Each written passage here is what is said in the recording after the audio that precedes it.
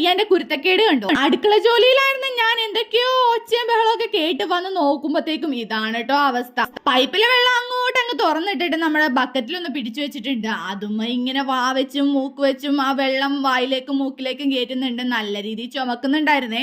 ഞാൻ അങ്ങനെ വഴക്ക് പറഞ്ഞപ്പോഴത്തേക്കും ആൾ ഓടി കേട്ടോ. ഒന്ന് പിടിച്ചോണ്ട് വരാമോ, ഒന്ന് തലയൊക്കെ തോർത്തി കൊടുക്കാമെന്ന് വിചാരിച്ചിട്ട് നാട്ടുന്നില്ല. പിന്നെ ഒരു കണക്കിന് ഞാൻ അവളെ പിടിച്ച് വലിച്ചപ്പോഴത്തേക്കും കയ്യിന്ന് കുതറി ഓടി. പിന്നെ രണ്ടും കൽപ്പിച്ചോണ്ട് ഞാനങ്ങ് ഇറങ്ങി കേട്ടോ. ആളെ പിടിച്ചിട്ട് ഒരു കണക്കിന് എന്റെ ഷോള് കൊണ്ട് തന്നെ അവളുടെ തല അങ്ങ് തൂത്തു കൊടുത്തിട്ടുണ്ട് കേട്ടോ.